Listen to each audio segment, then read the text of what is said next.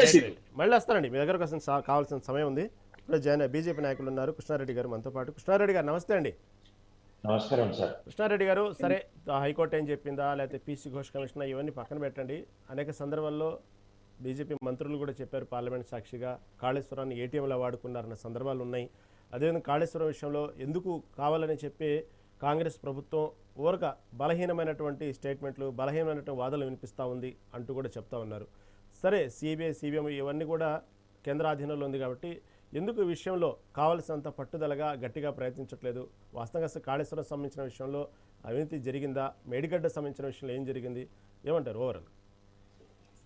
Sir, ముందుగా మీకు మెగా9 ప్రేక్షకులకు ఈ చర్చా వేదికలో పాల్గొంటున్న వివిధ పార్టీల నాయకులందరికీ శుభ సాయంత్రం తెలియజేస్తున్నాను సార్.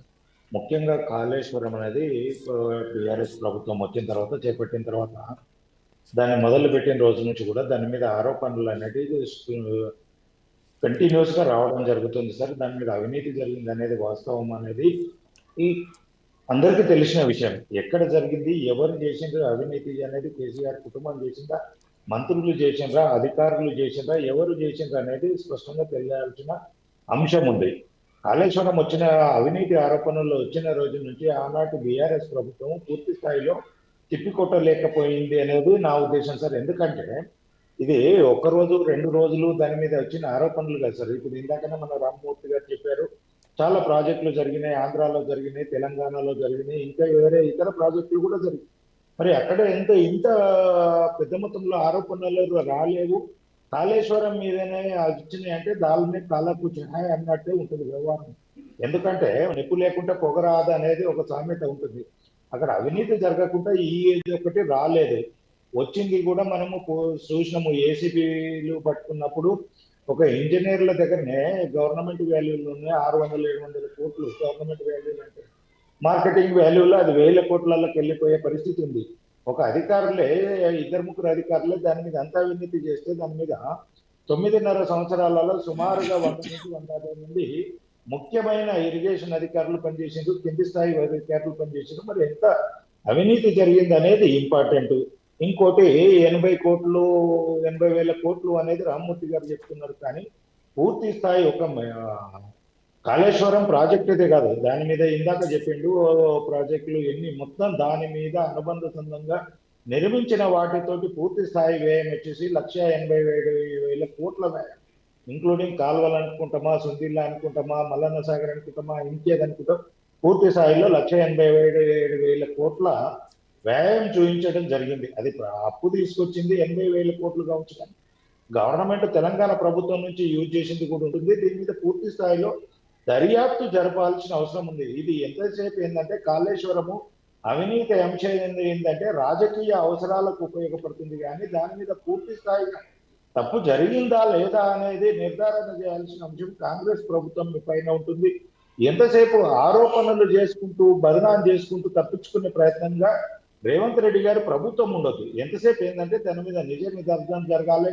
ఏదన్నా అటు ఇటు వస్తే మళ్ళీ కేంద్రం మీదకి బీజేపీ మీదకి తోసే ప్రయత్నం చేసుకోవడం తప్ప దీంట్లో పారదర్శకత అనేది ఎక్కడ కనపడతలేదు. పీసీ ఘోష్ కమిషన్ పూర్తి అయిన తర్వాత అసెంబ్లీలో పెట్టి చర్చించడం జరిగింది. దాని మీద వచ్చిన దాని మీద ఏమైనా చర్యలు తీసుకున్నారు? అక్కడ ఏం చేసిండ్రు? ఇక తీసుకుంటున్నారు, అరెస్ట్ జరిగిపోతుంది, ఇంత పెద్ద మొత్తంలో ఇది అయిపోయింది, దీని మీద అవినీతి జరిగింది అనేది పూర్తి స్థాయిలో రిపోర్ట్లు ఉన్నది అనేది బయటకు వచ్చిన తర్వాత సింపుల్గా ఏం చేసిండు? కేంద్ర ప్రభుత్వం మీదికి నెట్టేసి సిబిఐ విచారణకు చేయాలని అన్నాడు. మరి 1.5 సంవత్సరాలు వీళ్ళు ఏం చేసినట్టు పీసీ ఘోష్ కమిషన్ తోటి? మరి పీసీ ఘోష్ కమిషన్ లో ఏమొచ్చింది అనేది కేంద్ర ప్రభుత్వము దగ్గరికి వెళ్ళైనా, హోంశాఖ దగ్గరికి వెళ్ళి మాట్లాడాల్సిందైనా, సిబిఐ డైరెక్ట్ ఏదో అప్పచెప్పినమని కాకుండా దాని మీద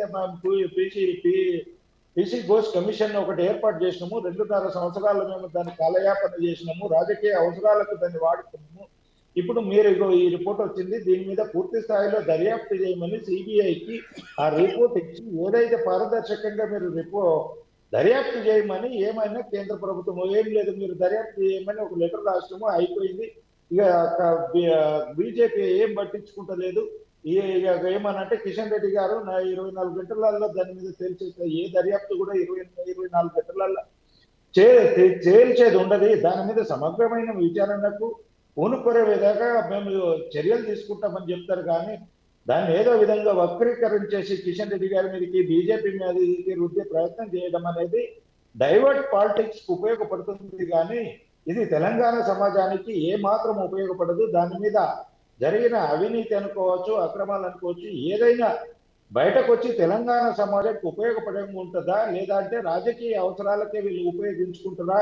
ఎంతసేపు రేవంత్ రెడ్డి గారు కానీ కాంగ్రెస్ ప్రభుత్వం కానీ ఈ ఈ మధ్య కాలంలో మనం చూస్తుంది ఏంటంటే ప్రభుత్వం మీద ఏదైనా వ్యతిరేకత వస్తుంది, ప్రభుత్వం ఏదైనా ఇబ్బందికరమైన పరిస్థితుల్లోకి వస్తుంది అనగానే ఏదో కాళేశ్వరం అంశమో, ఫోన్ ట్యాపింగ్ అంశమో, లేదంటే డ్రగ్ కేసు, ఇంకేదన్నా ఏదో గొర్రెల దాంట్లో జరిగింది అంటారు, ఇంకేదో ఇంటర్మీడియట్ బోర్డులో జరిగింది అంటారు, ఇంకేదో దాంట్లో జరిగింది అనేది ముందుకు తీసుకొచ్చి చర్చలోకి పెట్టేసి ప్రభుత్వం మీద వ్యతిరేకతను తప్పించుకునే ప్రయత్నము ప్రతి సందర్భంలో రేవంత్ రెడ్డి గారు చేస్తున్నారు.